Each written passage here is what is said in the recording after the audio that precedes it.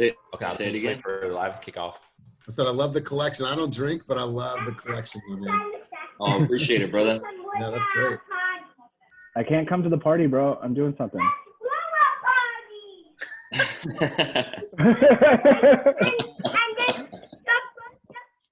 All right, we're back again because you didn't ask for it. This is my fourth one today. Hello, guys, again. So welcome today. We've been working on this for a couple weeks now, so this is really, really exciting. We did this 2 weeks ago, but things have changed drastically in the last, I guess, 3 weeks, 2 weeks. Now that we've had the extension of shelter in place. Today, we have a lot of the brightest minds on social media and in Contra Costa. So why don't you kick us off, Melody? Tell us a little bit about yourself. Everyone, real quick, tell us about yourself, where you work, and go for it. So, hi everyone, my name is Melody Shahid. I have been a licensed real estate agent in Contra Costa County for 7 years. And I'm really excited to announce that I have partnered with eXp Realty. Wow, Kenny! What? Kenny! As of like 48 hours ago. So, yeah, so I'm powered by eXp and hashtag Team Fast. And excited to be here. Super excited to collaborate with all you guys. I think that real estate's all about community right now and your own community of realtors and just bringing value to each other. So I'm super excited to do these masterminds. We're super excited to have you with us and on here. Yeah. Me and Melody I wanted to reach out to Melody. I was like super high energy, great on camera. Like, let's just, we're going to be doing a lot more video focused stuff. So anyways, take us off. Elias. Hey guys, I'm Elias Astuto. I'm the Regional Director of Sales and Business Development for Better Homes and Garden in the East Bay. Been licensed since 2009. I became a free agent manager when Climb Real Estate closed down, but still have a very close connection with Kenny and the team. And so just grateful to be here, Kenny. And so thanks for having us and putting us all together. Awesome. Thank you. How about you, Chris? Hey, I'm Chris Black with Loan Depot. I'm the sales manager of the Concord office. I've been doing loans since 2009. And I am very thankful for Kenny for inviting me onto this. Let's get it. And are UFOs real, Chris? What's up? Are UFOs real? I don't see any back there. Bro, I'm just in space, dude. Just blockchain it. Blockchain, bro. Blockchain. Awesome. Ivan, you're up. Hey, everybody. My name is Ivan Santa Cruz. I'm with Compass. I've been in the business for over 2 years. My office is right here in Danville. And yeah, excited to be here and share some knowledge with you guys. Great. Thank you. Rick. What's up, everybody? Ricky J. Alvarez, Boulevard Real Estate, powered by Side Real Estate here in Walnut Creek. Service pretty much the entire Bay Area. Work with first-time home buyers and investors as well. Definitely excited to be a part of this. And thank you, Kenny and Melody, for setting this up. Absolutely. Awesome. Thank you. Hakeem, you're up. Hey, what's going on, everybody? Hakeem Love, Compass Real Estate. Been in the business about 5-6 years. Work out of, live in the Contra Costa area, work all over wherever I can go. Have the pleasure of starting with Kenny, kind of in my early real estate years on Team Fast, original Team Fast. So shout out to Kenny. I learned a lot. I soaked up a lot of game, man. I like what you're doing right now, and let's continue to build and grow. Awesome. Now we will move on to Garrett. Yeah, my name is Garrett Mann. I'm with Security Pacific Real Estate in Richmond. I've been licensed since end of 2017, but put my license with Security Pacific February 2018. I've been going ever since. I'm young, energetic, ready to go, ready to learn. I've been learning a lot from Kenny and from all you guys, so I appreciate you having me on here. Awesome. We're excited to have you. Hi, Grace. You want to tell us a little bit about you? Hey everybody, Grace Davis with Platinum Home Mortgage out of Richmond. I've been doing loans for about 16 years, and people always ask me, like, were you in high school when you started doing loans? And the answer is yes, I was. So, I definitely love staying in the local area and servicing my clients. We work a lot with the Hispanic community, and I'm happy to give you guys my perspective on what I'm seeing on that side. Awesome. Thank you, Grace. Thanks for being here. Roger, you're up. Yeah, I'm Roger Lopez. I'm with Compass in Walnut Creek. I've been in real estate since 2009. So right at the end of the last recession, I started at Security Pacific as well. And I'm with Compass now, do a lot of business with Grace here. So yeah, very excited to be with you guys here. I based out of Walnut Creek, so cover Contra Costa mainly. And yeah, happy to be here. Awesome. Thanks for being here, Roger. All right. So, oh my gosh, Jim Calhoun is in the house. I can't believe it. Can you hear me? I can hear you. Hi, Jim. I can see you. You look terrific, and congratulations on your big move. Thank you so much. So for those of you that don't know, just really quick, when I first got licensed in 2014, I joined Better Homes and Gardens, formerly known as BHG Mason McDuffie. Now it's BHG Reliance Partners, but I joined the Orinda office, and Jim Calhoun was my first friend in real estate. So he's been licensed since 1990. That's the year I was born, you guys. And he was a mentor. He was my guru, and I joined his team as his ISA when I first got licensed. So he was like investing $10,000 a month in Zillow at the time.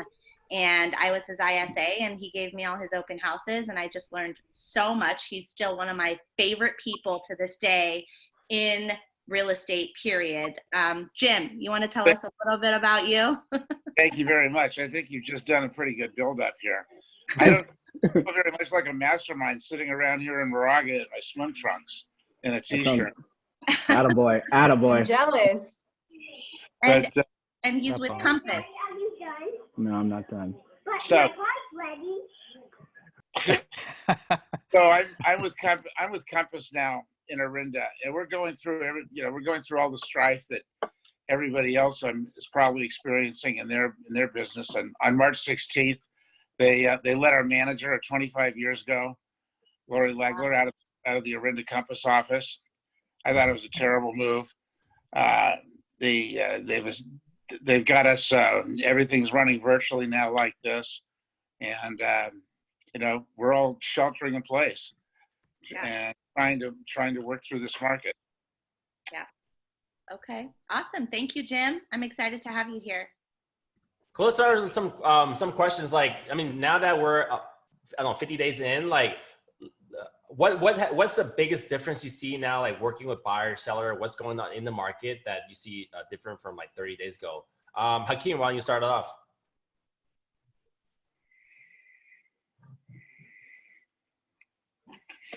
Sorry about that. Yeah, I think for me, in more so on Contra Costa from 30 days ago, yeah, I think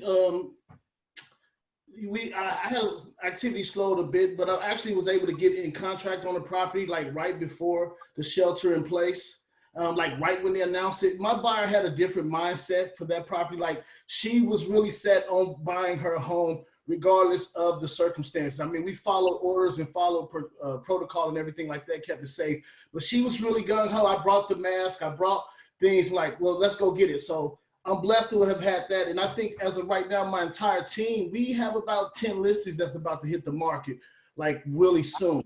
So I think things are coming back to normal. And I think that I'm having listing presentations right now. Everything is virtual. I think clients are adapting to the new way of real estate. And I think when we come out of it, as a lot of experts, you all probably know, when we come out of this, I think it's going to be fierce, hard, heavy, hot, going into the summer, and just be ready. That's all I can really say. So Hakeem, have you done a virtual listing presentation? Yes, I have. And how did that go? I felt it went very, very well. What I did was I put my listing package together, presentation, and sent it the prior day, maybe 2 days before. And I also had the potential seller to do a walkthrough video and send that to me like the day before as well. So that way, he looked at the presentation, he looked at all of the nice marketing and everything that we can do as far as, getting this house to the market and a plan, a strategy. He was ready. So we just really we touched on what we can do to enhance the value of the property. It was smooth, it was easy, And, you know, I suggest, like, when you do a listing presentation, have the seller send you a video of a walk through the house. I haven't heard that before. That's a really, really great idea, I think.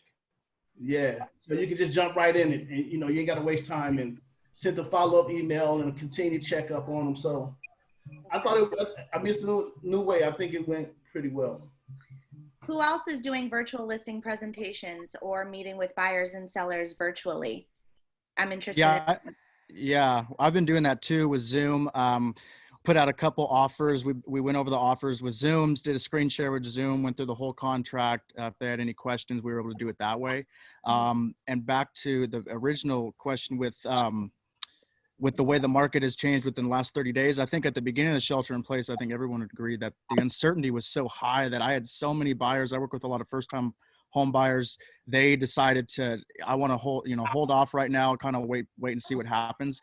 But then I'd say 2 or 3 weeks into the shelter in place, they realized that the uncertainty kind of lowered a little bit, I would say, and they realized that they might be able to even get a discount on a price of a house. And luckily an opportunity came up and he was able to do that because of that. So I don't know if you guys are seeing it, but I have seen prices come down on listings and buyers able to get either a lower price or negotiate credits and repairs from the sellers that they might not have been willing to do before this. So I'm seeing some of that. So I saw some of that. Right now, this morning I have 4 pre-approvals out. Each one of them has no less than 10 offers on the table right now. And a week ago, I would have thought that was insane. What to market? Hear that. What city? So Walnut Creek, Concord, Pleasant Hill, and Danville. All multiple, all over 10. Wow. So it's crazy. I never thought that was going to happen.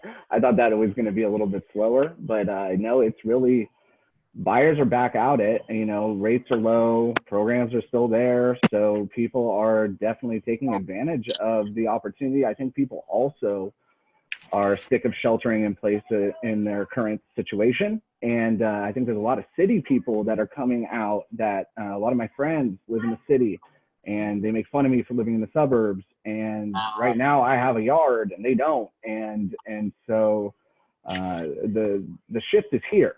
And it makes sense to get into the suburban area. It makes sense to have a house. So we're seeing a lot of change right now. A lot of it. With that said, I have a pretty cool chart of you guys. This is from Google Trends. Typically in the last 2 years, any given month, you're seeing about 50 to 60 million search results. Time search for the phrase buy a house or buy a home. But now, like, since shelter in place has started, like, people are like looking for a home at twice as much frequency. And this is specifically buy a house. And buy a home has been a lot too. I think people are just like tired of quarantining in their tiny little studio or 1 bedroom without a yard. So now more and more people are considering the suburbs for sure.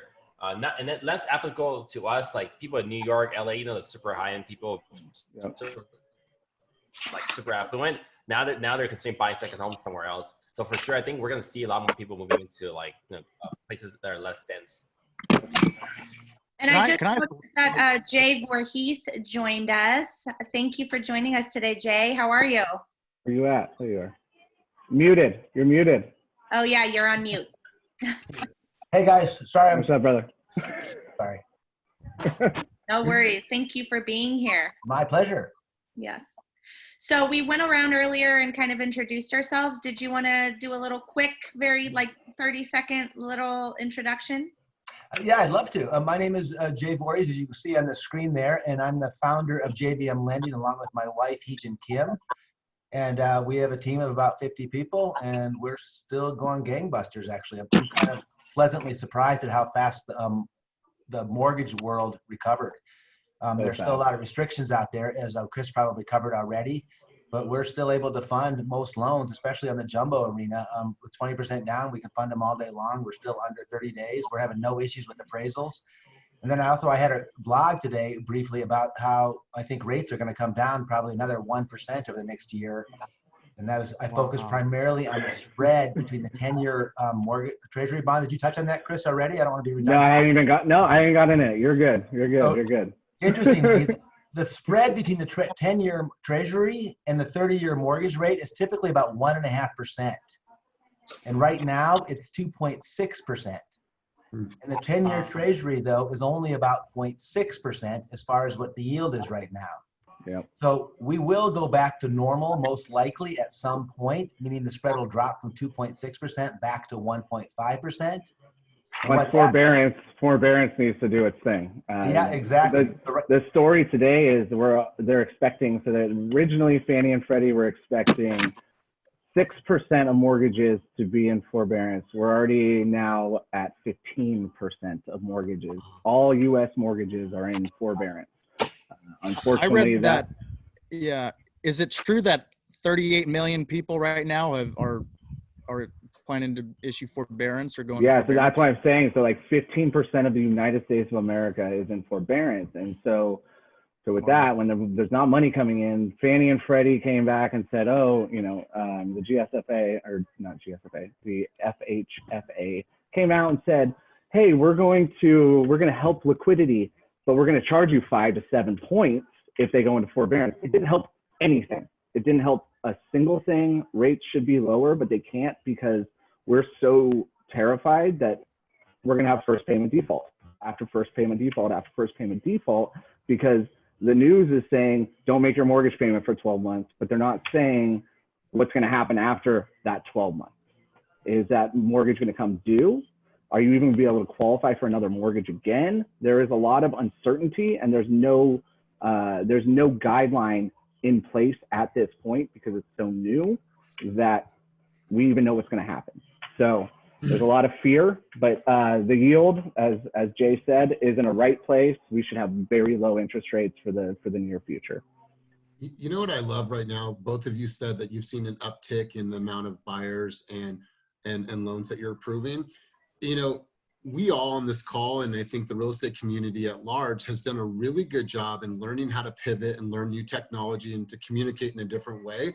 But also all of you and all of your agents and your teams have done a really good job on educating the consumer on a new way of purchasing real estate. And I think those things are going to last the test of time. So Tip your hat to not only things that we're learning and it's different, it's new, but your ability to teach the consumer and walk away with this with a better understanding of how to purchase real estate. And I've seen that on so many fronts. So hats off to everybody. Hats off to all the realtors out there that are on this call, because you're doing a great job educating the consumer how to keep that momentum no matter what's going on in our market. So great job to everybody. Yeah, huge. Awesome.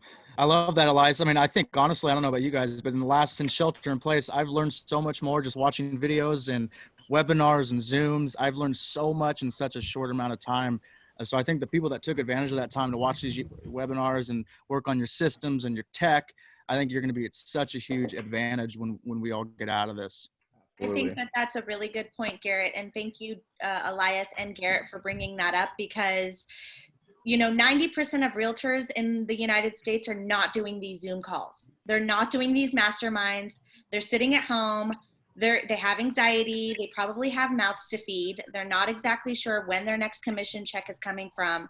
And I think that this is absolutely going to be beneficial to us. It's going to be beneficial to our businesses, to our spheres. And the more that we can come together and share information, educate each other, mortgage lenders and realtors, we're all in this together.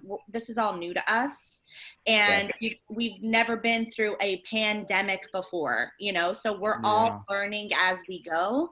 And I think that, I've been preaching this for the last couple of weeks, but I really feel that more than ever, realtors and mortgage lenders have had to come together and really brainstorm on what are the next steps. How can we bring value to the consumer and to ourselves so that we can move forward from this and come out of this better on the other side. And I think that, these Zooms are here to stay.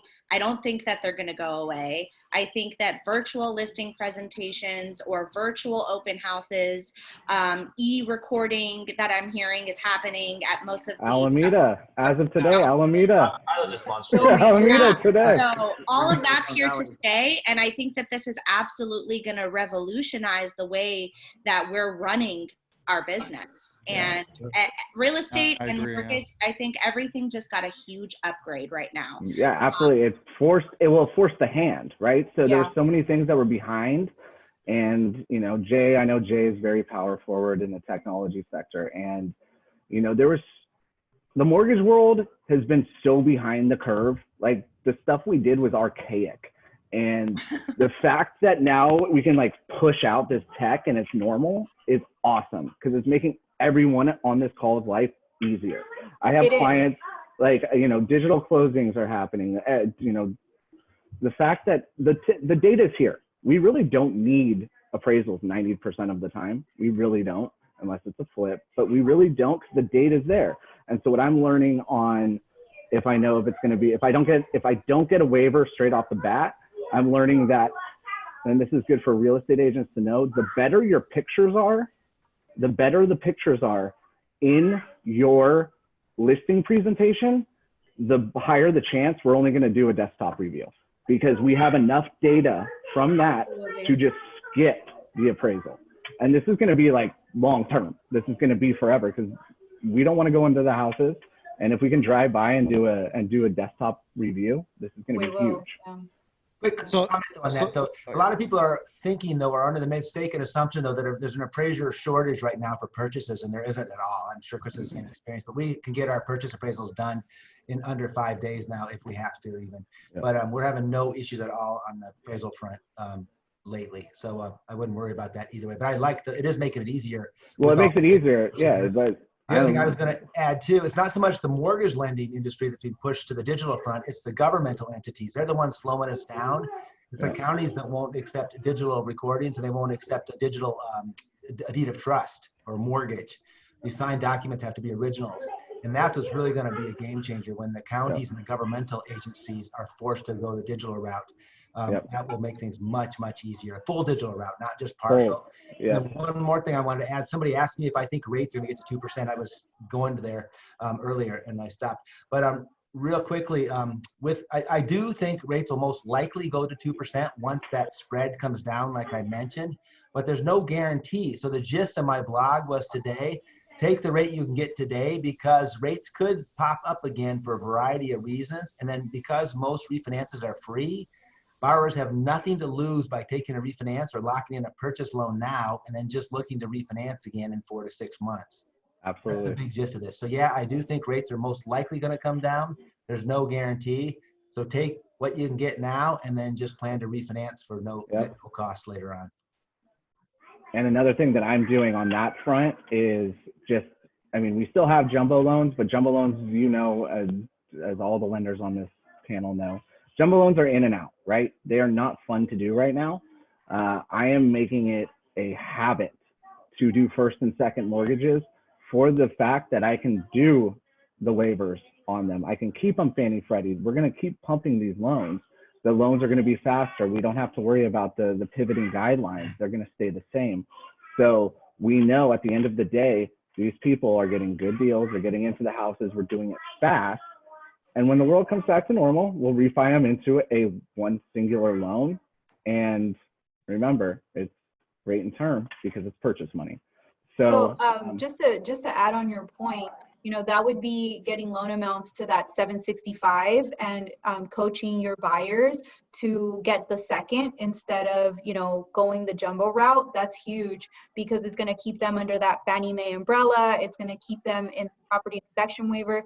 And it's just a tool, right, that you guys can use when you're talking to your customers because they're going to have a better loan experience for it. And they can go up to $1.5 million with a first-second combo now too.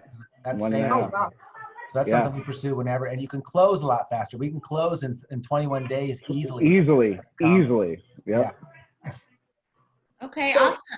So I just want to shift gears here a little bit and kind of go back to what you know, the realtors are experiencing right now in the market. Jim, do you want to tell us what you're experiencing right now with your buyers and your sellers? I think you're on mute, by the way.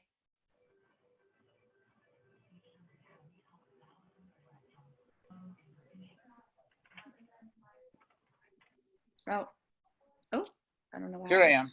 There you are. Melody, thanks again for having me over. I don't know that I have great news for everybody. What I'm experiencing out there is a market that's really frozen. And it just seems frozen in place right now. And the buyers are, you know, they're home, they're raising they're teaching their kids school at home, they're trying to do their jobs, they're trying to do everything. And the listings, is it possible to see them unless they were vacant? But now that's gonna ease on Monday. I understand that we can start showing property again. People have been pushing that and going in the gray areas, but that's going to make a big difference if we can actually go out and show listings as they come onto the market. You know, I don't know what's up with the jumbo market. Jay, I specifically, I'm trying to remember who it was told me. They said they had a guy with you who was trying to get a jumbo, and you finally said you couldn't do a jumbo right now. So our jumbo's going. My ears really perked up when I heard talk about the first and the second. But is there a problem for a qualified borrower to get a jumbo loan right now? Not at all. So if a borrower has 20% down, they can get a jumbo all day long. They just need a lot of reserve. So if we sent somebody away, it's probably because their credit score was under 700, or they didn't have the 20% down payment, or they didn't have sufficient reserves. But qualified borrowers can get jumbo all day long, up to $3 to $4 million bucks. It's not a big Did rates pop up? Did rates pop up in the jumbos? No, we thought they would. They did temporarily when Wells Fargo pulled out of the market. That's what scared everybody so much, because Wells Fargo pulled out, but then Chase came back in a big way, and we're quoting in the mid threes right now. So we're quoting 3.5%, no points for jumbo.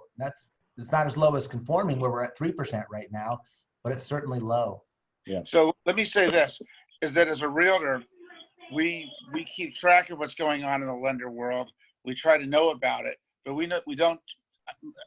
I tend to see realtors don't know the real ins and outs of it.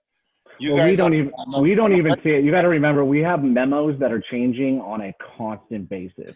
I would say that in the last 4 years, I saw programs change maybe 5 times. In the last 2 months, I've seen like 150 corporate memos of changes, and it goes up and down and up, and because we don't know because of the uncertainty. And it all comes back to the number one problem, which is forbearance. If we have first payment defaults, it's terrifying for a lender. We just do not want to fund a loan and then know that that person's not making a payment for 12 to 18 months. That is just recipe for disaster. I can't even imagine working with a customer like that. But you know, but you're not working with the customer like that. We don't know if they're going to not be able to make their payment or not. And their friend tells them, "Oh, the government says you don't need to make a payment." I have some of the most wealthy people think that they think it's for forgiveness, not forbearance. They truly believe that they get free money for 3, 6, 9 months. They're not getting free money. People that are employed are asking for forbearances right now as well, because they want that 2-month break. And so the percentage of people on forbearance is going up, and some of them don't even need the forbearance. And it's hurting what we can do in the market from the lending side, because one of our clients could close on a purchase and then ask for the forbearance the next month. And that's exactly what banks don't want. That's why things are frozen up, and that's part of it. That's contributing to it. But we need to get Can you guys cover the differences between the $700,000 market and up? Because I think there was a question on that one. Sorry to cut you off. No problem. From a lending perspective, you mean, Grace? Yeah. So from 700,000 and up. Yeah, so the big difference is loan amounts under the new conforming loan limit of 510,000. The rates are significantly lower because the Fed is subsidizing that aspect of the market so much more, and there's a variety of other regulatory reasons. So this morning I quoted in my blog a 3% no points rate for a $400,000 loan. But as you go over that, or up to $510,000, that's the conforming loan limit. But when you go over that the low balance conforming loan limit up to the high balance conforming loan limit, rates climb significantly, about 3/8%, and then it goes even a little bit higher for jumbo. But the high balance limit, I think, is 725. Is that what it is, Chris? I don't even know. 756, 400. So up to 756, you have even higher rates, and that's been exacerbated lately. It's always been a little bit higher for those high balance conforming loans, but now that spread is even greater. And then it's almost up to where jumbo rates are right now. I was going to add too, I just shared a link. We have a forbearance resource center on our website. If you see that from Jay, from me to all panelists, it's a link on our website. Not trying to make people go to our website or trying to be a rah-rah thing, but it's a great resource for borrowers or clients of yours if they have any interest or information they're looking for about forbearances. We have all the links and all the videos and everything on that page. So I kind of recommend sending your clients there if they have questions, because there's just so much information. There's so much, and it's changing, and it's constantly changing. We still don't even know, like exactly. Mr. Barry Habib said this morning, we don't know. There's a chance that if you do forbearance, you won't be able to borrow for 12 months. So that's real. So it's all on there, though, and we update that page every single day. So if you just send your clients there, they'll see all that information on there. And we quote Barry Habib and some others just so they can see what's going on, what their risks are, what their concerns should be, and what they should look for if they do seek a forbearance. So it's on that page if you guys want to send people there, though. And then there's another question up there, too, is where do you see the market in 6 to 9 months? This is more real estate related. I did another blog I'll share. I think real estate's going to come back with a roaringly strong because the demographics are in such a good position. And Chris just referenced Barry Habib. He's kind of like the pundit in the mortgage world. And he loves to point out how the number of household formations amongst millennials vastly exceeds the supply of housing. And that number is so strong, household formations, that real estate is all but certain to come roaring back. Plus, it's a great hedge for inflation. Yeah, exactly. Yeah. So I think that's a good point, Jay. I think what I'm personally interested in hearing is what is going on in the market right now. How are people experiencing things changing in the market now that we are kind of going towards the end of shelter in place? I know that a lot of realtors have been saying online, these threads that I've been following, is, that real estate is making a comeback. Borrowers' confidence in the market has rising. Who's experiencing that right now with their buyers or sellers? Who's out there, and how has that changed in the past 30 days? So right now, oh, sorry. No, go ahead, Grace. Yeah. Thanks. So 21% of my business this month was still purchase, and I've seen a really big uptick in people getting pre-approved. So there's definitely interest. People are starting to try to study the market and see if it's going to continue to drop so that they can jump on a deal. And that, combined with lower interest rates, is helping people to stay motivated in purchasing, but they're just not, jumping into a transaction. It really has to make sense for them. The payment has to make sense. The location has to make sense. All the details kind of have to fall into place. So I'm really giving a lot of numbers. So a lot of estimates on different areas, different price points and stuff like that, to kind of, make sure that they understand all the ins and outs and make a decision. Yeah, and I know a lot of leads, my leads have been picking up, the amount of leads coming in, online leads, Google leads, social media. Those have been picking up the last couple of weeks, which I thought was interesting compared to the very beginning. I think that goes along the line what Kenny was showing with the amount of people searching for homes on Google or searching for houses on Google. I have seen kind of, unfortunately, issues still with buyers who are in the market. We're in escrow right now, just issues getting their loans approved. There could be new restrictions that come up that weren't there when we got into contract that are now issues and hurdles that we have to get through. So that's been a little tough, but that's as to be expected right now, unfortunately. Have to pivot, just pivot. There's been a huge uptick in buyers activity. Other than the search results, we saw, I think I can pull up the stats there, but we've had a decrease in the amount of leads coming in. I think we were 170 in January, 130 in February, 100 in March. But right now we're at 122 in April. So usually it's supposed to go up pretty high. This is actually, April has always been one of my biggest months every year, but right now we only have 2 or 3 deals in contract. Yeah, 3 deals in contract, when normally we have 8 or 9. But I really see I listed a property on East 33rd Street in Oakland just yesterday, but we already have 6 showing requests for this weekend because it's occupied home. But we're definitely seeing more buyers out there, and with the rules being more lax, I think people are just tired of waiting. And I know a lot of the sellers were waiting for shelter in place to be lifted to put their properties on market. They probably didn't expect that it would be extended, or didn't really come to realization that that was a very high chance to happen. So I think a lot of sellers now are like, just screw it, let's just put it on and see what happens. Yeah. I personally had a listing where I'm in discussion with a seller right now, and she said to me, I need a second opinion because the realtor that I initially spoke with told me right now is the worst possible time to put my house on the market. That's exactly what that seller was told. And I kind of had to shift that conversation a little bit and go, a lot of sellers are thinking that, but the ones that are going on the market are actually getting a ton of showings, and they're getting multiple offers on them. So, the buyers are out there and they're looking. The demand is still higher than the supply. I think we have about 2.5 months worth of inventory in the Bay Area, which is nothing.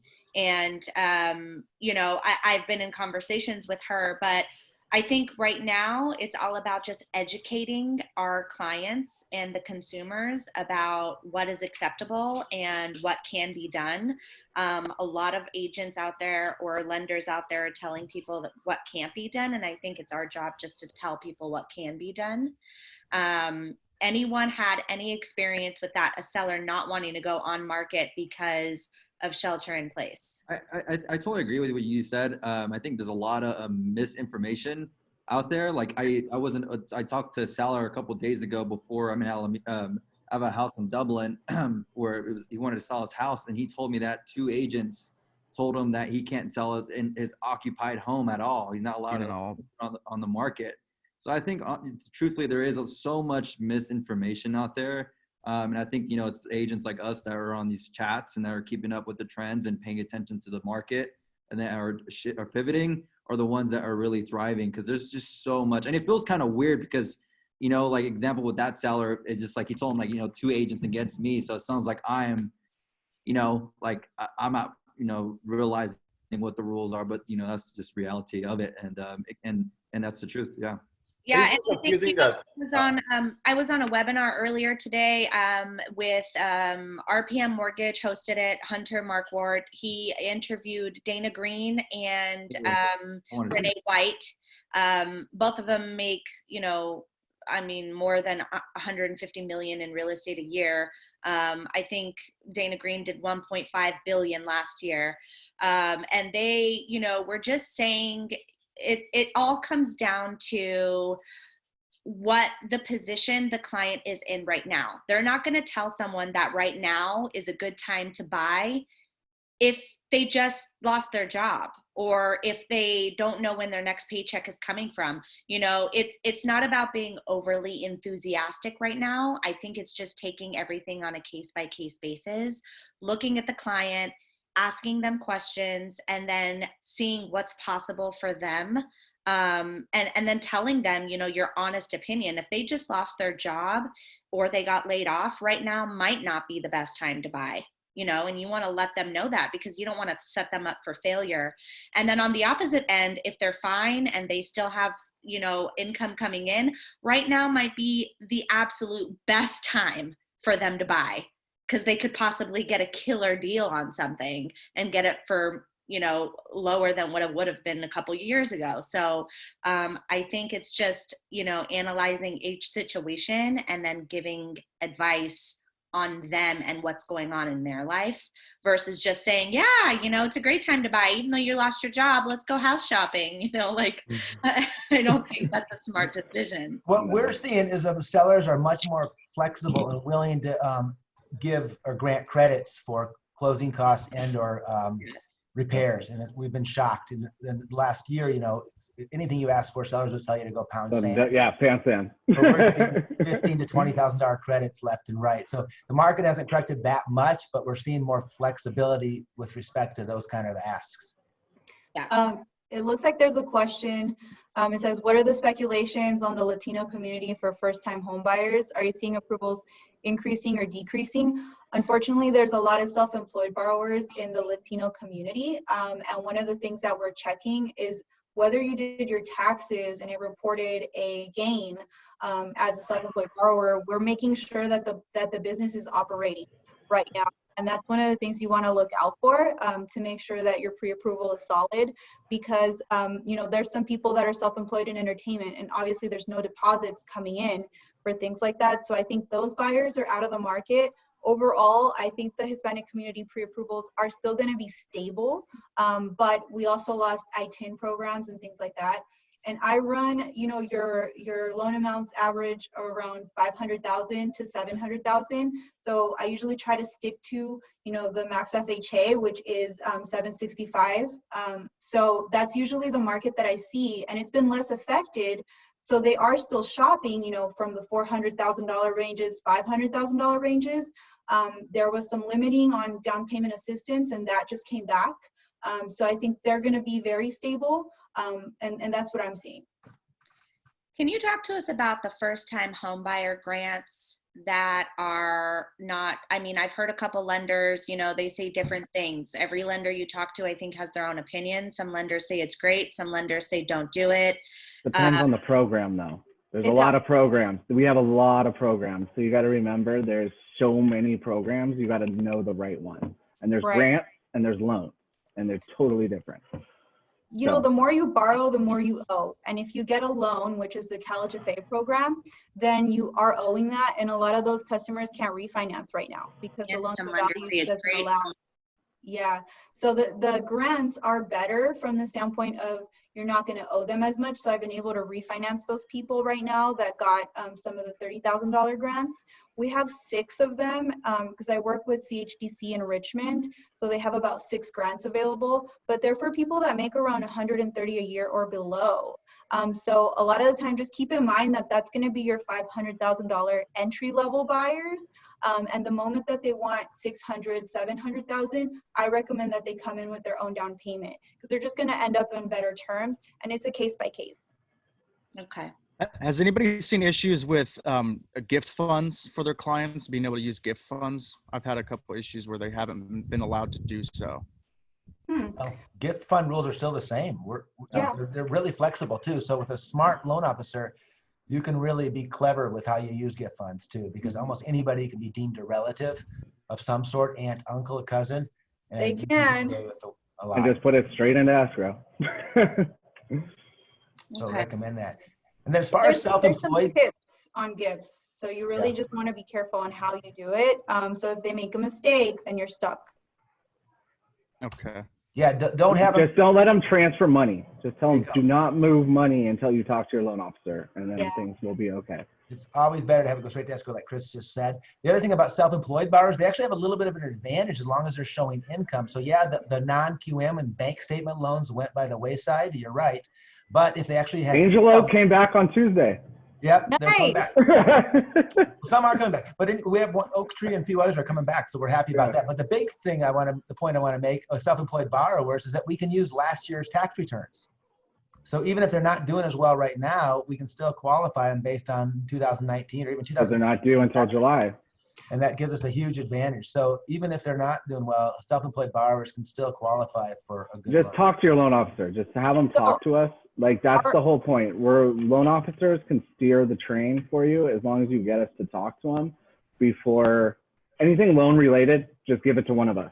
Like we will coach so well that you won't have to be stressed out. But if it's not coached right, it can go wrong. But there's a lot of things have changed, and there's a lot of things that need to be accounted for, and we can, with the right team, you're going to make it work.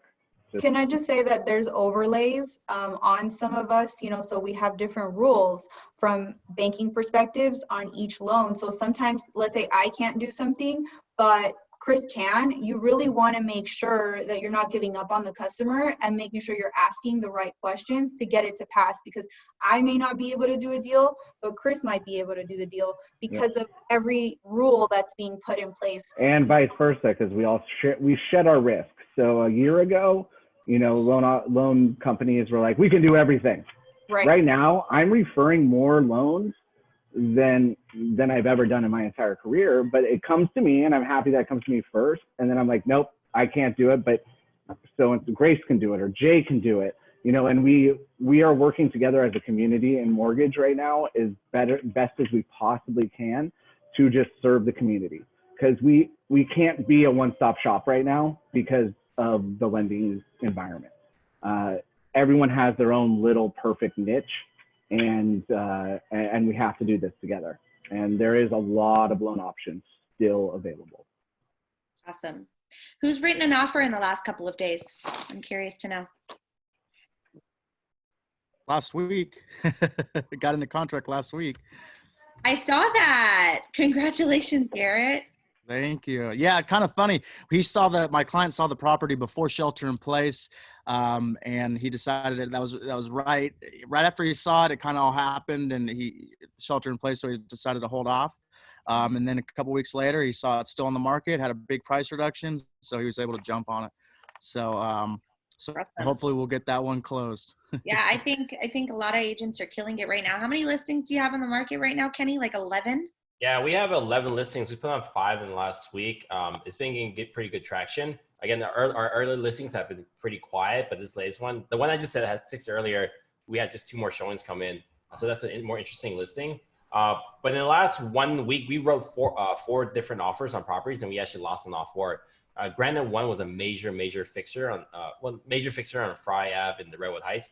I didn't track how many offers they got. I've had to guess at least 10. But we wrote on the condo offer in Lake Merritt. We received a counter, but we lost because we didn't have a love letter, because our client wanted to see it this week, and then offers were due tomorrow morning. So we showed one of the agents on my team showed at 8 o'clock in the morning, wrote the offer at 10. So we didn't get that one. And there was another property in East Oakland that we lost out on too. So buyer demand is definitely there. It's not a slam dunk for a lot of our buyers. And then like pricing strategy, the listings we brought on, we did more updated CMAs and looking at the market. Prices have not changed, and we haven't changed any of our pricing strategy for any listings that are coming up that we already from the conversations we had in like February or March. So we brought them on as it is. And right now, with the market being the way it is with so much uncertainty, we're not ready to do any price adjustments yet. County specific, let's say Contra Costa, I wrote 3 offers yesterday, 1 today. See a lot of like Antioch has a lot of price reductions. So Concord is hot, so I put a listing on the marketing on Concord on Wednesday. We got offers on Thursday. I think we're gonna be ratified today. But cities around it, like let's say Brentwood or Oakley, Antioch, all those cities have a lot of inventory. There's a lot to choose from, and I mean agents are super flexible right now. Listing agents, when I'm working with buyers, we'll just let you know, just bring your highest and best. I'll make it work. We can get credits, we can do price reductions, all that. So it depends on the city. So I know, like Kenny, he's in Oakland, so that's a different creature out there. But Contra Costa, I see, depending. I mean, if you want to go to like Richmond, San Pablo, it's a little bit hot still, but there's a lot of flexibility right now. That's what I'm experiencing in the county. Ricky, I'm curious to see, what are you guys experiencing with Boulevard Real Estate? I know Joshua does a lot of business out here in Walnut Creek. What are you guys experiencing in your business? So just to kind of piggyback on what everybody else is saying, definitely consumer confidence has started to come back. We just put on 2 listings this last week. We have 2 more coming up next week. I'm going to be listing one in Antioch probably next 3 weeks. But definitely we're seeing a lot of consumer confidence come right back to the market. I think the first couple of weeks of shelter in place, it was like a lot of fear, a lot of uncertainty. And then it just kind of followed up with everybody adapting. It's either sink or swim, right? So everybody just adapting, educating their clients, just trying to implement as many new systems as we can to help our clients, and at the same time staying safe and looking out for our clients. But yeah, I think this last week just really started to ramp up on all ends. All of our agents are getting a lot busier with buyers. Our listings are going to start to come back. I think now that education and like all of us on this call have been very vigilant, have been very out there. I've been seeing all you guys putting up all this great information, educating your sphere, your followers, everything like that. So I think that in combination with everything we've been doing to reach out to our clients has kind of just now eased them a little bit. And now they're kind of just starting to gain that confidence to come back to us and really trust in us to make it happen for them. So I think it's amazing to see what we've been able to accomplish. And now that I think what's going to be going on Monday, that we're going to be able to actually show occupied property and all these things that we're going to be able to do now, I think is definitely going to help us and can ramp up into the summer. And I think we're going to be extremely busy. Yeah, I think we're definitely going to be, I mean, this market is shifting. Buyers are going to start house shopping as soon as the shelter in place is lifted. A lot of people are already out there. I'm experiencing a ton of buyers that are, you know, just reaching out to me wanting to know, you know, what's on the market. Can I get a deal? You know, and I'm setting up a Zoom consultation with almost all of them. So I think you're absolutely correct, Ricky, with everything that you said. Anybody else experiencing buyer confidence? Just a comment. I mean, like during election years is really, really slow. I still remember Q4 of the last election was like crazy. Like it's pretty dead. I think my assistant probably made more money than me that quarter. But that said, like with the elections in November and then moving the holidays, right now, like when the market comes back in June, you really just have June, July, August, September, maybe even October to really make up for the whole year. I really think some of us may be able to accomplish that. But it's going to be pretty crazy out there. So, you know, get your buyers ready.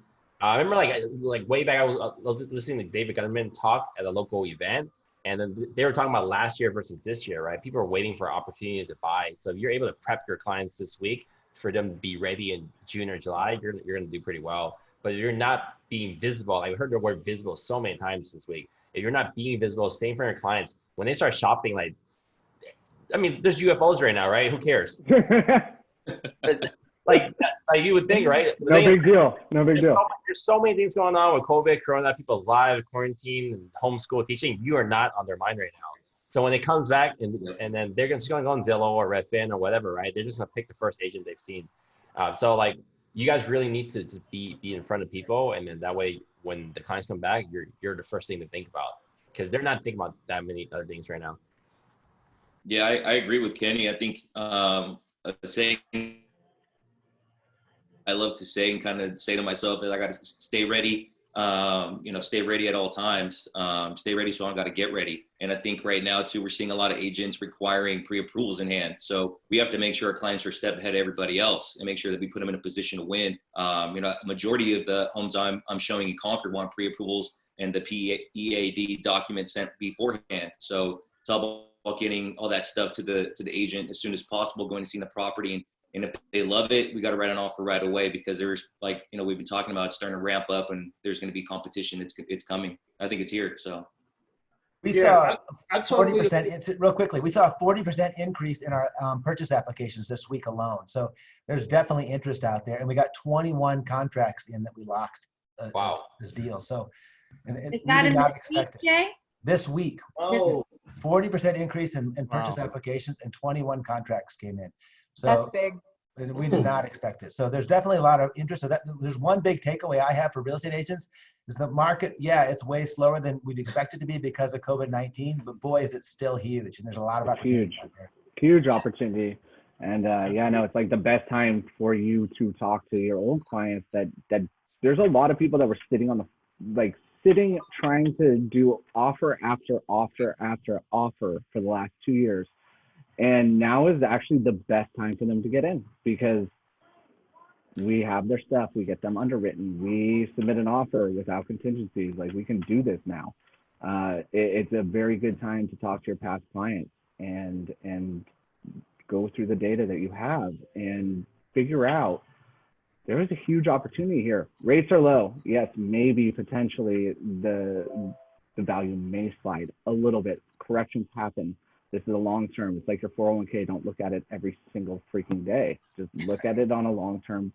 Look at it on a long term basis. Yeah, they're going to be fun, right? The data. So I want to share a graph from Zillow. Earlier, I showed you guys a graph about buy a home, sell a home. But this is Zillow's traffic. During COVID, the traffic dropped down 20 to 30%. Actually, let's just pull San Francisco right here. San Francisco, the traffic on the Zillow website for San Francisco, and this holds true for San Jose too, dropped down 30%. But now, like towards the end of the month, it's actually spiked. We're up on the national. I think we're up nationally like 20%. Refresh. Yeah, we're traffic on Zillow is up 20% now.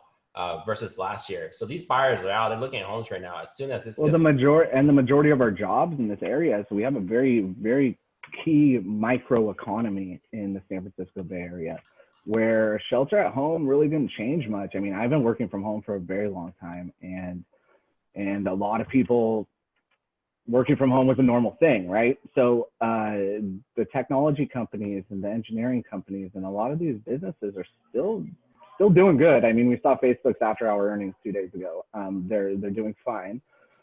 There's a lot of employees and corporations in the San Francisco Bay Area that are still open for business because they're completely pivoted and shifted for the technology sector. And businesses, I'm not saying business as usual, but they're still doing it.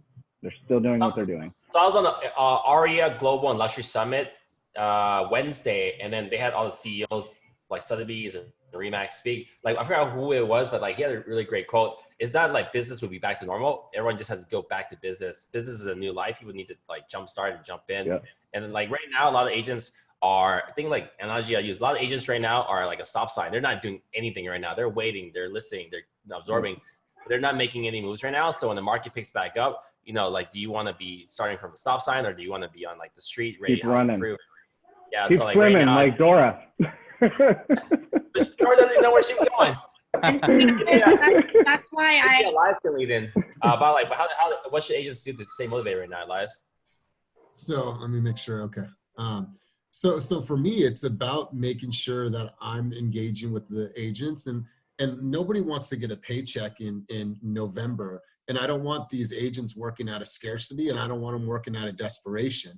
It's like, if you're not working on your marketing plan right now, focusing on your branding, focusing on empathy hour with your clients, and just really reaching out and keeping momentum, you're not going to get paid until November or December, and you're going to have a really tough time. So it's about helping them, first off, stay motivated internally. Like, hey, guys, this is your business. We're going to have to do things a little bit differently. You're going to have to learn some new technologies, but don't stop, because if you stop right now, it's going to have a huge impact on your life. And a lot of people, this is the way that they provide, this is the sole way that they provide for their families.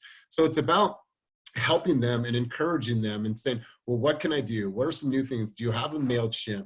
Are you making phone calls every single day? You might not be asking for an appointment, but are you reaching out from an empathy standpoint and saying, what can I do for you? And how could I be there for you? And really just making sure you're doing your prospecting, but in a way that's vastly different because of where we're at. So just keeping that moment. If your goal before was to make 10 calls, then you should still be making those 10 calls a day, but doing it in a different way with different verbiage, right? So it's not stopping and crossing our fingers and hoping this will all pan out. Like, still continue to make your calls, still continue to send out your MailChimps. If you have to do things differently and send out something that's different and unique and it's specific to where we're at in our market, then cool, but don't stop. And Kenny, I use your analogy all the time. Don't start out at a stop sign. We want you guys on the freeway once this is all done. But you're going to see there's going to be a lot of agents that don't make it past this. There's going to be a lot of agents. Education is key. Education is key. And this is, we have all the platforms to educate everybody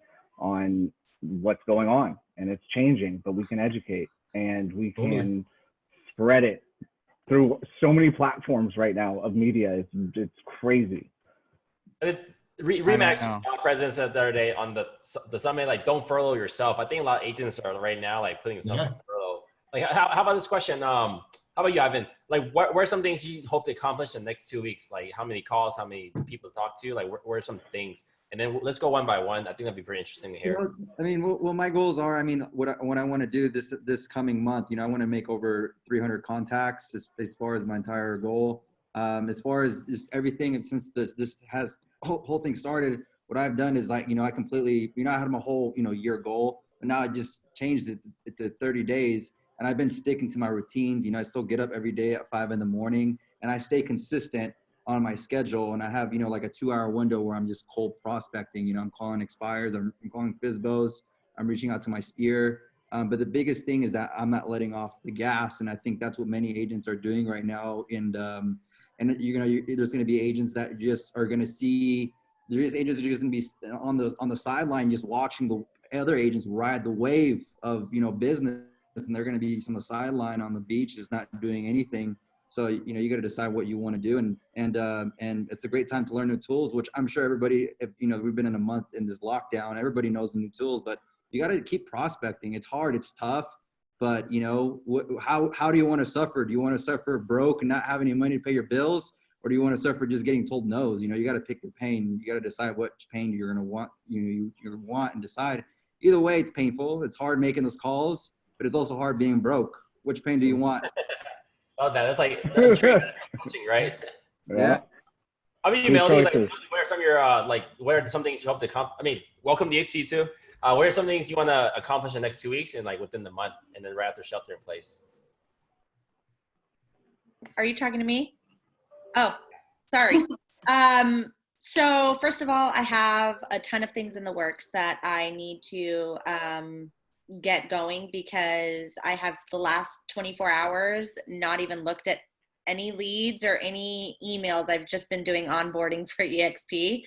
So as soon as I get through that, just super excited to join a team where agents are not afraid to collaborate with one another, and they are just on, they have their finger on the pulse of all the new tech and all the new platforms and softwares out there that are going to help me help my clients more and elevate my business to the next level. And that's really one of the main reasons why I joined EXP. I have nothing bad to say about Jay Rockcliffe at all. In fact, I love Helene Freeman, the broker there, the office manager for Walnut Creek. She's amazing. I left on really good terms, and I have nothing bad to say about Rockcliffe.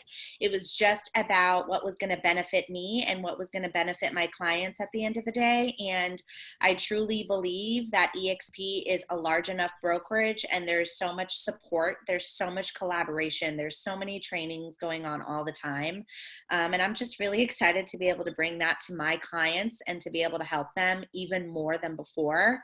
I think that with all this technology and all the masterminds that I'm going to be doing with Team Fast and Fast Real Estate and everything Kenny is doing, 2 is better than 1. So we're definitely gonna, I'm ready to take over. So we're going to collaborate more.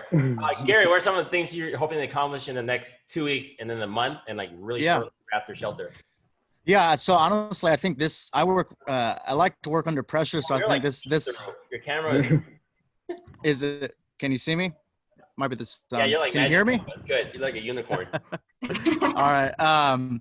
Yeah. So the pandemic shelter in place definitely put the pressure on for teaching me how to, work differently, work harder. I know everyone's throwing out the word pivot. So definitely been working on my systems, all my tools, trying to get things in line for when this pandemic ends and we can get back out to whatever the normal business life will be again. But yeah, just calling my sphere of influence, sending 10 videos a day. I learned that in another webinar. Just go through your Facebook page, pick 10 people, send videos every day, just short, hey, how you doing? So I've been doing that. But really, I represent I do a lot on the buyer side, so I'm hoping to get some more listings going, kind of revamp listing presentation, and trying to run the whole business virtually, basically, seeing how that'll work out. Real quick. So last night I did a listing presentation, like a Zoom one. My second time doing it. We before we got on the phone the day before, I sent them a Dropbox link with all of our access. It had like a link to our brochures, our websites, our MailChimp, like our stats, our Zoom page. And then when we got on the phone, it was really easy to work with them because the husband was really excited about how organized we were. So that was one of the easy, and also helped that we sold a couple homes in that community. But I was thinking in this virtual world, it's actually easier for some of the agents who are on point and has this is what we do, to win a lot of appointments, because it's less rapport building. Because in front of camera, it's not the same as in person. So just a thought, now is really time to ramp up your resources. Yeah, and that's why I follow what you do, because all your systems and tech. I just feel like you got it all dialed in. So yeah, you guys, I'm happy to share that too. Hakeem, I know you always have something big planning. What are you looking to accomplish in the next 2 weeks in your business? Actions taken, and then the month, and then shortly after shelter in place. Okay. Yeah, sure.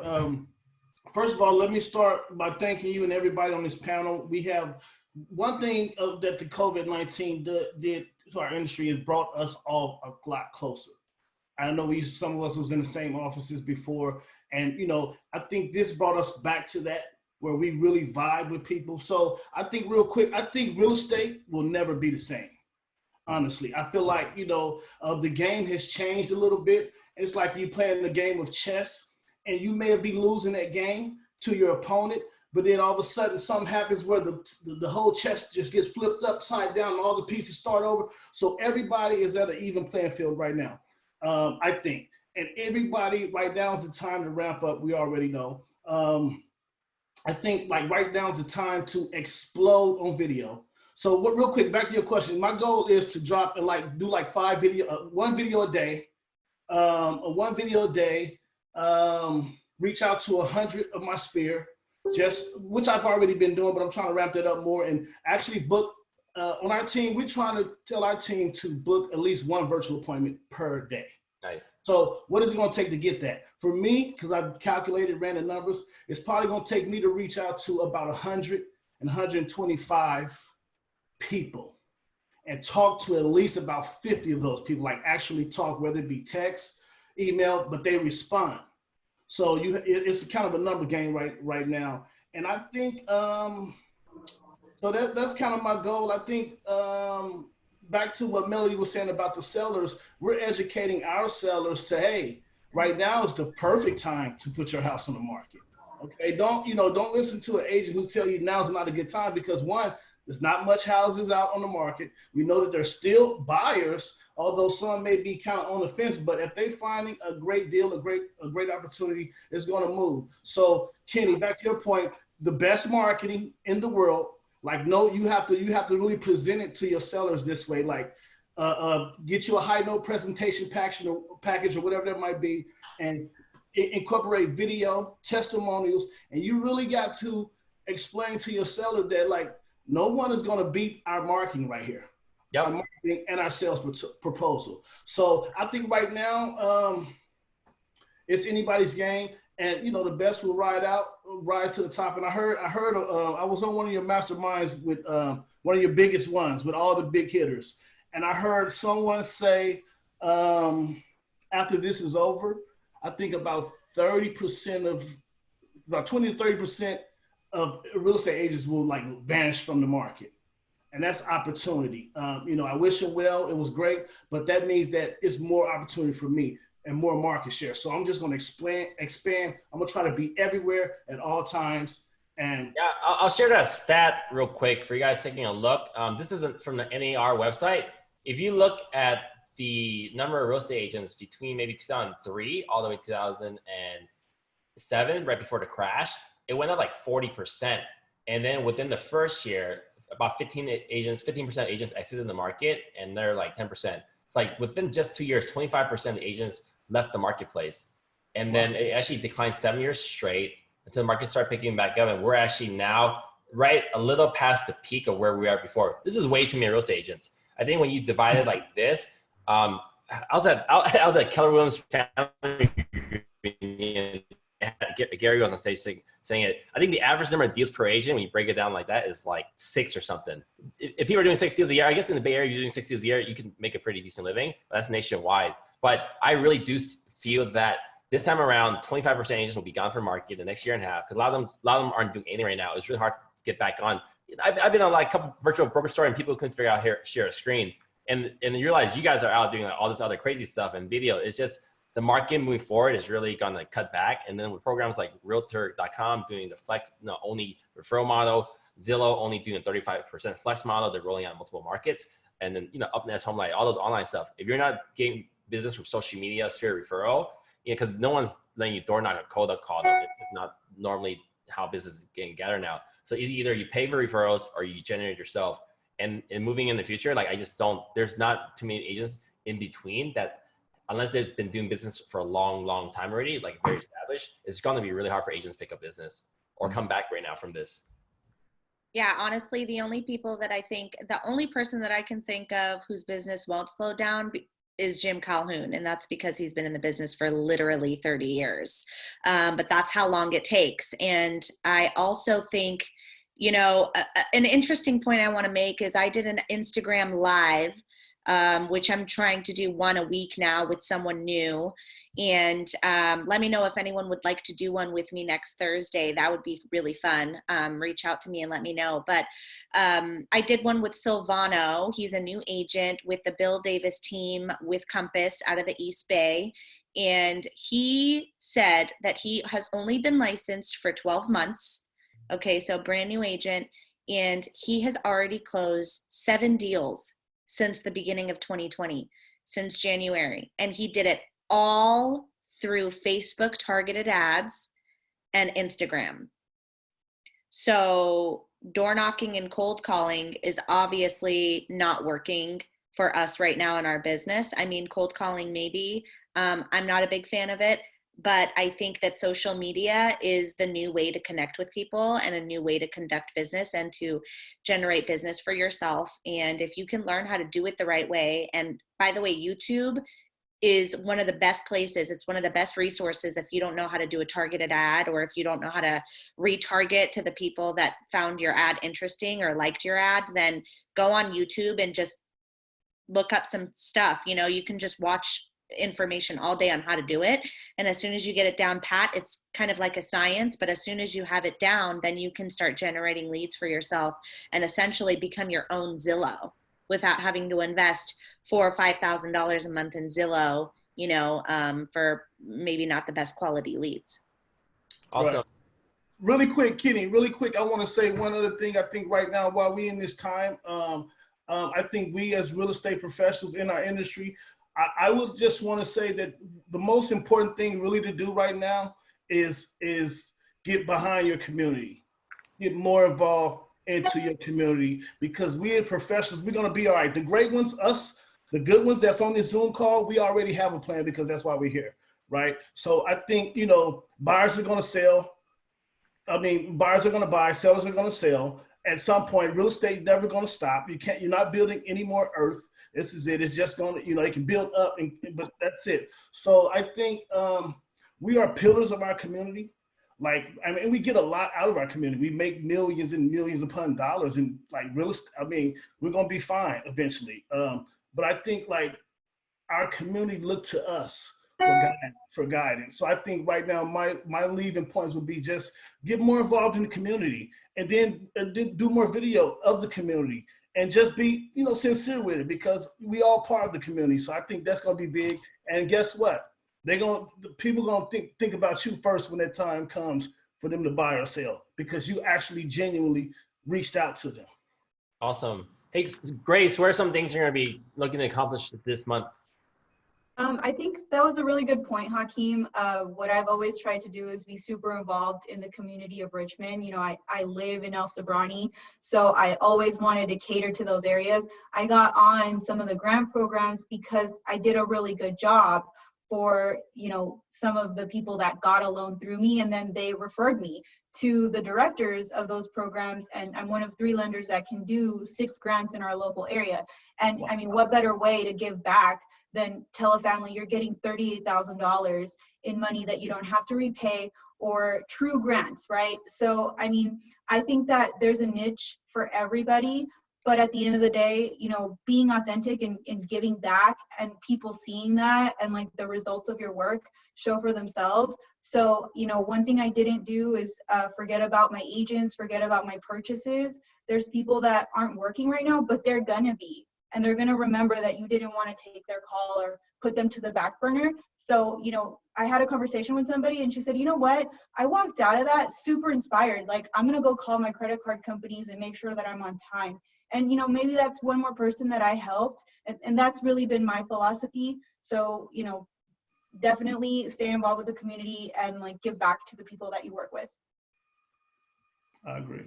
I love that. Okay, how about Roger? We should wrap this up soon too. Roger, what are some things you're hoping to accomplish this month? This month, so I just want to connect with all. I had clients that were buying, and then this thing happens. Even though they kept their jobs, they pumped the brakes, just waiting and seeing what was going to happen. So I just want to connect with these people, see how they're doing, and also just connect with, like Royce was saying, there's a lot of agents that for some reason are not working. So I'm getting a lot of calls from people saying that their agent told them that they cannot buy a house right now, even though they're approved. that they can show even vacant houses. So I don't know what these agents are thinking, but I want to be the person that's daily on social media, giving advice, keeping it positive, and making sure that people know that we're still here, we're still working, we're together. I built a lot of good relationships with agents during this time, agents that were actually working, agents on this Zoom call. So I think that's a good thing that's going to happen with real estate in the Bay Area. A lot of agents connecting and just getting to know each other and see who's out there, who's working, who's willing to hustle. So that'll be good. Good stuff. Yeah, I just want to say something really quick about that. Thank you, Roger, for bringing that up. In the past 7 years, I've been licensed, and I'll keep this really quick, but I have always felt that real estate has always been very secretive, very hush-hush. Don't give any information to the competition. Everything is just under wraps. No one wants to give information to each other, and no one wants to share the knowledge or the how-to with each other within the industry. Everyone's just kind of out for themselves. And I think that those agents that have that mindset are going to get kicked out of the business during this time, and the ones that are going to be collaborating with one another and open to sharing and giving value to each other and networking with each other, in my opinion, are going to be the agents that really last and that thrive and do well in this market, because the old traditional way of running business is slowly going out the door.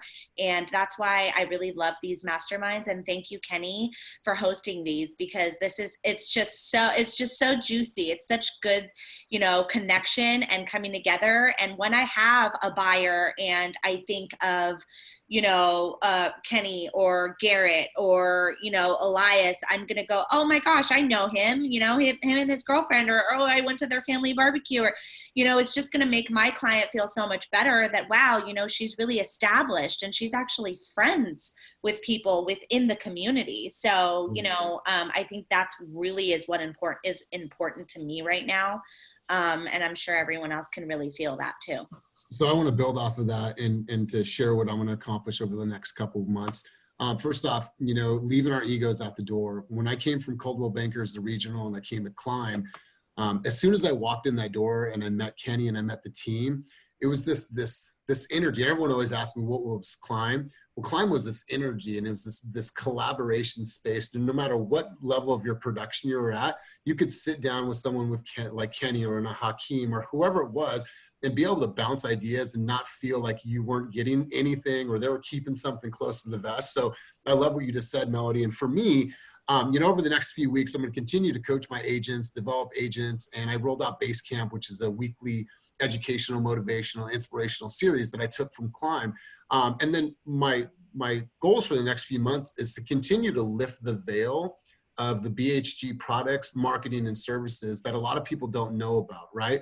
People have this image about, well, they might not have marketing tools like we have, or they might not, which we really do, but they needed somebody like myself to be able to put a spotlight on all the great things about the company and the marketing and the tools, and helping certain agents do those things and then be able to share that with the community. So I'm going to continue to work on our marketing, continue to get involved with things like this, and being a steward of our community. Jen and I are running a 6-week restaurant giveaway. We invested our own money. We're giving away $75 every single week to a local restaurant in the East Bay, and we're advertising that on our social media, and we're getting tons of traction. And that's all about just giving back to the community and making sure people know that we are all about our community in this time, and we're not asking for anything. We're spending our own money. But like Hakeem was saying, when people think about us and be like, wow, well, they were actually out in the community doing things, we want to put our trust in people like that. And then lastly, for me, it's been an allocation of investments. I've spent time over the last few weeks working with Merrill Lynch, deciding where I want to put certain money. Am I going to put some money in the S&P? I have now a life insurance for my son, life insurance for myself. So if something happens, worst case scenario. So I just wanted to make sure like I have everything in my life organized. So I'm going to continue to put a spotlight on BHG, continue to get involved with you guys. So Kenny, I appreciate you, man. You're my brother. And I really thank all you guys for being here today. Awesome. Jay, how about anything you guys are going to be doing like differently or wanting to accomplish in this month? Yeah, what we've been doing though is really trying to ramp up our agent offerings, because we really do want to try to help the agents we work with grow their business. And we've been pushing our technology solutions. Elias knows that. I actually did a presentation for his base camp recently, and it's been going really well. That was probably the 5th one we've done in the last 2 months, and agents love it because we want to show them how they can still market very effectively and aggressively and very easily using all the technology available. So we've just been kind of rolling out that and those kind of offerings and expanding. It's business as usual for us. We're not slowing down. We're actually hiring, and we've looked to expand. So we're really excited about the prospects simply because of the technology solutions and because the purchase market is definitely picking up, at least for us. Awesome. What about you, Ricky? Any last remarks?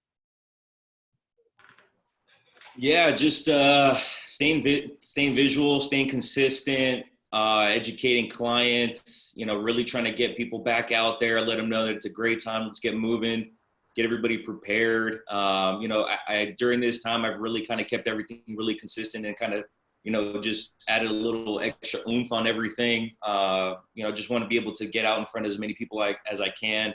Just really embracing social media more than ever, being more personable on social media, letting people know who not only I am or who Ricky the realtor is, but just, giving them more insight about, what I'm doing in my day-to-day, being positive, trying to uplift everybody's spirit that's in my sphere. And just, trying to, ensure that when this is all over, I'm ready to go, and I'm able to assist my clients the best way I can. But yeah, more than anything, I just want to thank you guys. I mean, these Zoom calls are amazing. Always jump off these things super inspired and ready to do more things. And, I love the fact that we're able to collaborate and come together and share ideas. I think that the real estate industry is going to get better than ever just because of everything that we're doing now. And I think the people that were just here just to make a quick buck are going to phase out. And I think the great ones are going to survive. So. Absolutely. Yeah. What about you, Garrett? Any last remarks? Yeah, I just want to thank everybody for having me on here. It was a pleasure talking to you. You guys are all heavy hitters. I'm still, newer in the business, been in here a couple of years, so I just want to learn from everybody. So I appreciate you including me. Grace, did we hear from you? Any last remarks? No, just stay out there, you guys. Definitely, what I got from this is give back to the community. That's big. I mean, why not? So definitely stay out there and talk to your clients. Awesome. Thank you guys for joining us today. I really enjoyed spending a little bit masterminding with you, and hopefully we can do this more in the future because it's really nice to hear what is happening with other agents and their business, and just, collaborating and giving each other something of value. So thank you. I really appreciate you guys. Thanks, everybody. Yeah, thank you guys. It's an honor. Thank you. You guys want a shot of tequila, leave it on the porch. I'll pour a shot for you. We're coming to your house first after this, right? Yeah, yeah. Good. We'll see you guys here. All right, guys. Thanks, guys. All right, take care. Happy Friday. Thank you. Take care. Bye.